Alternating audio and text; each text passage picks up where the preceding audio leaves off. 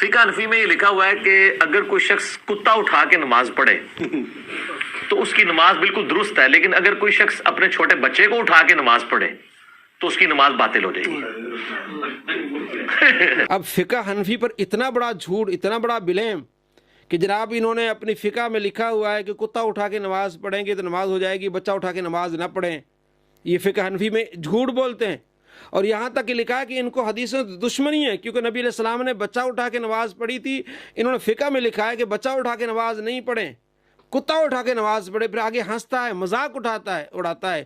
اتنے بڑے جھوٹ کے سامنے جب آپ وہ کتاب اٹھا کے آپ اس کو دکھاتے ہیں کہ بدائع ثناء کتاب عربی میں ہے، اور علامہ غلام رسول سعیدی رحمۃ اللہ علیہ نے اس حدیث کی جب شرح کی ہے جس میں آپ علیہ السلام نے ابو امامہ اپنی نواسی کو اٹھا کے نماز پڑھی ہے، اس کی شرح میں لکھتے ہیں اور بدائع ثناء سے لکھتے ہیں کہ کوئی بھی بندہ اپنی بچی کو اٹھا کے نماز پڑھ سکتا ہے مجبوری کی حالت میں، تو اس میں کہیں بھی نہیں لکھا ہوا کہ کتے کو اٹھا کے نماز پڑھنا، بلکہ جو چیز دکھاتے وہ یہ دکھاتے ہیں کہ کوئی جانور اگر آپ کے آ جائے تو آپ اس کو اٹھا کے نماز پڑھ سکتے ہیں۔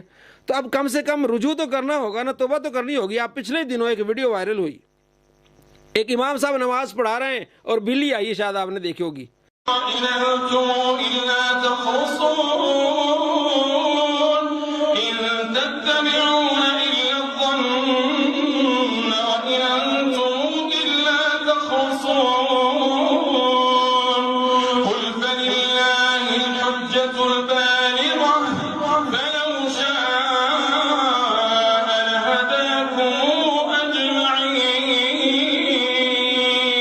بلی یہاں چڑھی اور آپ نے ان کو آپ نے پیار کیا۔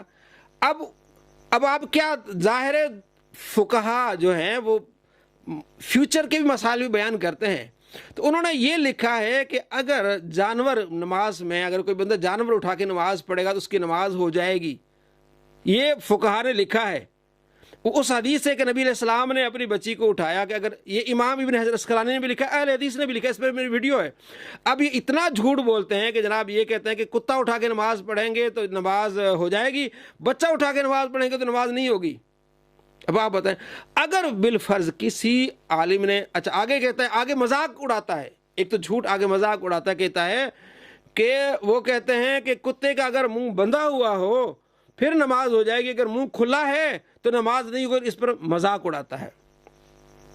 اب بلی چڑھ گئی اس عالم کے کاندھے پر، اب نماز ہوئی کہ نہیں ہوئی؟ انہوں نے نماز نہیں توڑی، پیار کیا، بلکہ اب بہت سارے لوگوں نے، اہل حدیث حضرات نے اس ویڈیو پر ویڈیو بنائی۔ یہ جو تھا واقعہ کہ دیکھیں اسلام میں نماز میں بھی ہم جانوروں سے محبت کرتے ہیں، تو بھائی فقہ حنفی میں یہی لکھا ہے کہ اگر جانور آپ اٹھا لیں گے نماز میں تو نماز آپ کی نہیں ٹوٹے گی۔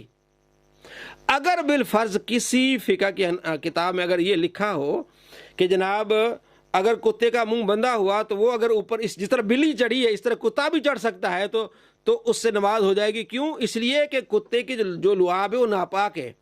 اگر اسی طرح کتا چڑھ جاتا، چھوٹا کتا ہوتا اور جسم پر وہ چاٹتا جسم کو، تو وہ ظاہر کپڑا کیا ہو جاتا؟